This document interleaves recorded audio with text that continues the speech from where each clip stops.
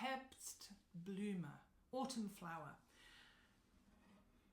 This is a lovely dreamy piece in the middle of the grade 4 cello repertoire, and it's all about maintaining your slurs, maintaining a flowing bowing as you shift, and ensuring that as you shift that your arm takes a ready prepared hand shape for everywhere on the cello. As you arrive in that new position, your hand shape is already there for all the notes under that hand position. So you've got this consordino. I just put my mute on. It pinches the bridge very, very slightly, a little bit like trying to speak with somebody pinching your nose. It stops the bridge vibrating quite so much, and you get this lovely muted sound. And then if I put the mute on, so it's a little bit like, probably like that, somebody talking with their hands over their mouth. So it just changes the colour of the sound a little bit, more autumnal perhaps, who knows. But what we have is the first few notes are in 4th position. Now I'm doing this under speed so that we learn it really well. Now it's a thing about shifting back to a 4th finger, make sure it's robust. It shouldn't be squeezing between the finger and the thumb on the strings, but your pinky should be unmovable. It shouldn't be too floppy and persuadable in many different directions. When you shift into 1st position, your pinky goes bang, I'm there. Okay, so we have this lovely shift after the opening phrase, the opening bars. There we go. And I've put my hand, everything is already in 1st position.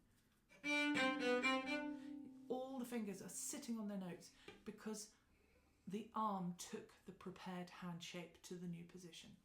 So here we go from the beginning.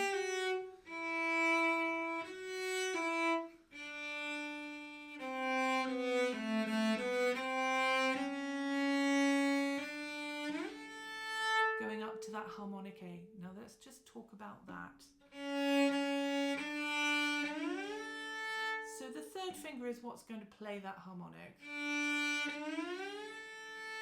And it comes out from behind the 4th finger that was just playing. That's what's actually happening within my hand. So the 3rd finger never leaves the string, but all the other fingers do, or the harmonic doesn't work. A harmonic is when we interrupt the open string by touching, very gently touching the string, in this case halfway between the bridge and the nut where the string crosses over here, and we're stopping the vibrations halfway along the string, but not completely. If we press it down, we've got a stopped note. If we just touch it, it's more like a bell. So that's what you get when you see a 3 and a 0. It's a harmonic. Don't touch with any other fingers. So keep the bow flowing as you go for each new downbeat to there, and then quaver. Here we go. And the arm said, yeah, I'll take you up there. The finger doesn't go up on its own. The arm places the harmonic there. And don't fall into the trap. Young musicians so often think harmonics are really high. It's probably because the first time you discovered a harmonic, it was a lot further away for you because you had smaller hands. You were younger. Remember, you're growing every day and all the notes become closer and closer for you each time you play the cello. And the harmonic is only the next note above 4th finger in 4th position. It's not massively a long way to go. So don't fall into the trap. And then back to 4th position. We just plonk a firm, confident 4th finger on that string.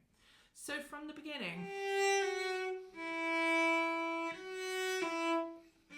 you see I'm actually lifting the bow off the string.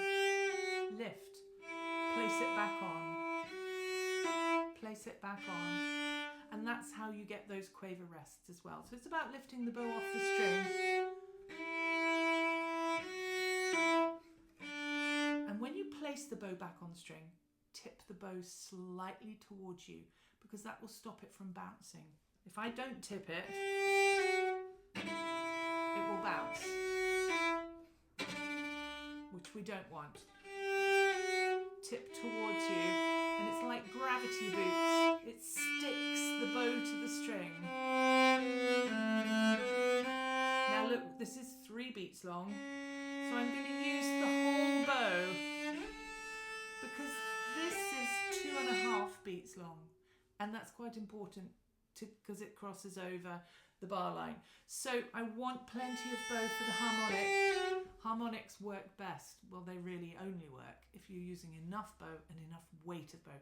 You have to think of harmonics as needing to always be played fortissimo, with freedom, with lots of speed and weight of bow, and then they will just sing out for you. So this bit, that kind of thing. Now there's something I've missed out here in the beginning of the piece. The 3rd bar, you've got a little zigzag above the first note, and that is a mordant, an upper mordant. And what you do is you play the note that's printed, but you wiggle the finger above. The finger above pops in for 1 twiddle. So instead of just a B, we get a BCB. But you have to do it immediately at the start of the note. So that's what that's about. So we're going to lift the bow, lift, back on. Here's the mordant again. Plenty of bow. 4th position, nice strong 4th finger. Lift the bow, put it on. See, look, I've gone into 4th position while I was playing the open A. Now, this next bit, whatever fingerings you're doing, whether you're doing the printed fingerings from your exam book or whether your teacher has suggested something different, there are 2 golden rules. Your arm will take your hand to the position it needs to be in. No finger searching for the notes. The arm moves the hand and the bow stays flowing. If you can maintain both of those elements, whatever fingering your teacher's told you will work. Okay, you've just got to do those 2 things. Keep the bowing flowing and keep the arm moving from position to position. Okay, so this bit.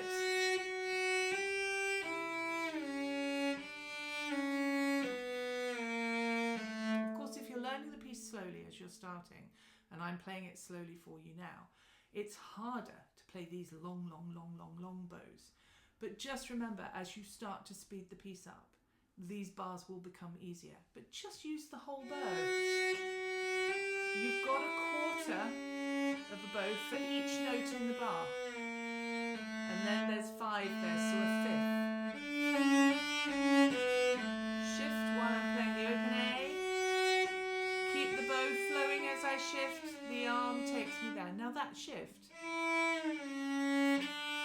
or whichever fingering you're doing, travel on the finger that played the note before the shift. So 3, 4. So it's either 3, 4, 4 or 3, 1. You have to decide which finger to travel on and stick with it. Don't do something different every time. So this is bar 14. Go to bar 15. Flowing bowing. Now save the bow and then go. And again, you're going to play and then lift and put it back. Here's the mordant. Keep your fingers close to the string. If you do it too high, it won't work. Super close. So, and you can't do it here in the bow.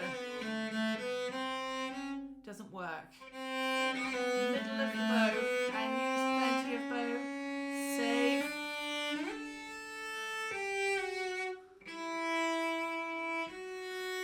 Lift and then place.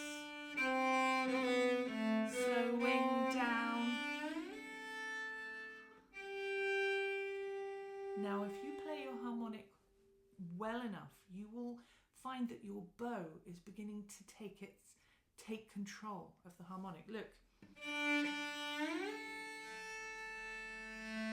The harmonic can continue to play long after I've taken my finger off because I've got hold of it with the bow. And what you have to have is good connection of the bow and a good speed of bow to make the harmonic last as long as it can without its life source, the finger on the string. So, and that fraction of a second or even a whole second gives you time to go from the harmonic to there. As long as you keep your bow moving, you can shift for the final note. So,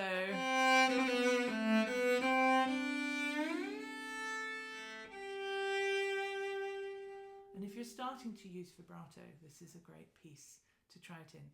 Don't try vibrato before your teacher's told you how to do it, because there's a very particular way. It's a very natural movement. But so often when youngsters talk with each other, they come up with this idea that to do vibrato or to get their arm to do that, they have to tense up. And that's the opposite of what you have to do. So if you want to try some, ask your teacher, and I know they'll let you try some with the right technique as soon as they feel you're ready to do it. Okay, so if you've got some already, you can start to try and put it in. Okay, enjoy. It's a lovely piece.